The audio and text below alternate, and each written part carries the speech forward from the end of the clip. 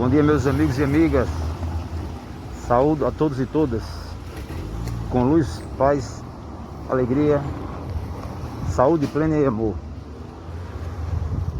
Eu quero conversar um pouco sobre os povos indígenas que habitam as zonas urbanas. É algo muito importante citarmos a existência de índios no meio urbano. Porque para o senso comum, inclusive para boa parte dos cientistas, o indígena é o camarada que vive no passado.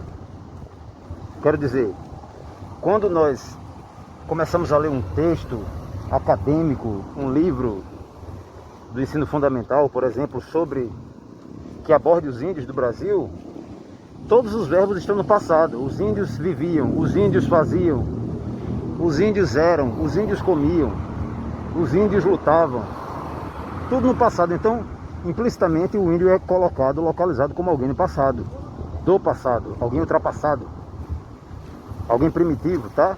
É como se o indígena não houvesse sofrido, não houvesse sido vítima do processo colonizador que se estendeu em território brasileiro por mais de meio milênio e ainda permanece ativo, ideologicamente ativo,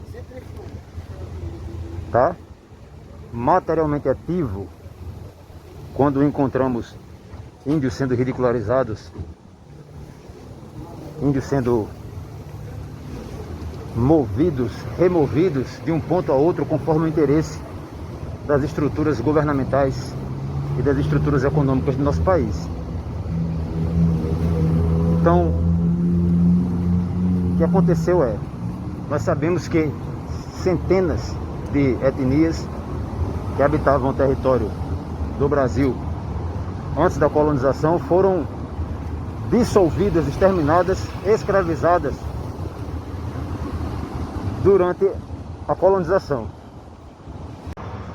Acontece que os sobreviventes, nossos ancestrais indígenas que sobreviveram, não deixaram de ser vítimas do processo colonizador, do processo globalizador, não. O índio foi tão vítima da globalização quanto o afrodescendente, quanto o judeu descendente, quanto o europeu descendente. É que nós encontramos em nosso meio pessoas, inclusive pessoas instruídas, que dizem que o índio de aldeia que possui algum hábito ou elemento material de origem urbana, alguma tecnologia de origem europeia, por exemplo, como um celular, um computador, deixou de ser índio. Isso é ridículo e absurdo, tá? É como se o eurodescendente deixasse de ser eurodescendente por dormir em rede, já que a rede é um artefato, uma tecnologia de origem indígena, tá? É como se o afrodescendente deixasse de ser afrodescendente por usar avião ou ônibus. Isso é uma afirmação ridícula. Eu quero dizer, se o índio que vive em aldeia é ridicularizado, é vilipendiado em sua espiritualidade, em seus fundamentos culturais, imagine o índio da zona urbana. O índio da zona urbana, para muita gente, nem existe, tá? É como se fosse impossível haver índios vivendo em um centro urbano, numa grande cidade, uma metrópole como São Paulo, por exemplo, aqui mesmo no estado do Rio Grande do Norte. Quando um índio que habita a zona urbana transita pela rua, se ele fala que ainda, as pessoas vão ridicularizar. Boa parte das pessoas ridiculariza, tá? Vão dizer o que? Ah, não, esse cara aí tá querendo se aproveitar, tá inventando que é índio. Acontece que o processo colonizador, avassalador, não teve piedade, não tem piedade. Esse processo permanece, continua. A expansão destrutiva que devasta terras, que destrói a natureza, que escraviza povos e povos, continua, tá? E nesse processo de exclusão, um processo racista, um processo misógino, etnocêntrico, eurocentrista, nesse processo o índio de zona urbana acaba sofrendo muito,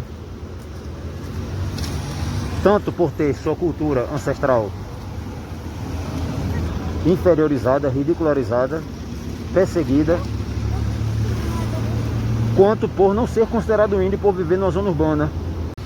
Em outras palavras, o índio, o indígena que vive em zona urbana, para a maioria das pessoas é considerado um ente inexistente. E aqui eu gostaria de chamar a atenção para, primeiro, a existência de indígenas em zonas urbanas. O que define o ser índio de alguém não é o modo através do qual ele é obrigado a viver, tá? Mas a sua essência, sua alma, seus valores, seu conjunto de crenças, sua perseverança em conservar, em manter viva sua tradição, sua ancestralidade. E um segundo ponto, assim como o indígena que vive em aldeia, o índio que vive em zona urbana também necessita ser vacinado. E os órgãos públicos precisam levar isso em consideração.